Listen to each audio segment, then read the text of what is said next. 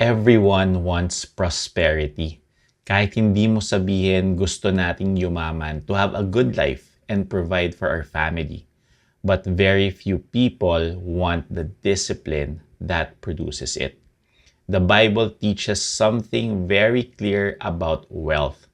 Proverbs 13:11 says, "Wealth gained hastily will dwindle, but whoever gathers little by little will increase it." Ito yung principle. Little by little, step by step, day by day. The world promotes overnight success.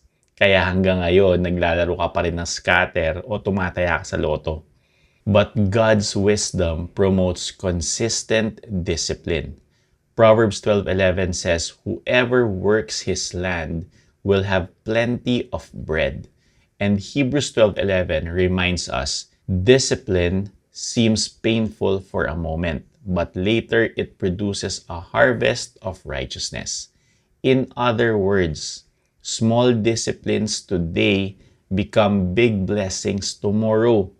Saving consistently, investing consistently, working diligently, giving faithfully, these are the quiet habits that build lasting prosperity. So, don't chase quick money.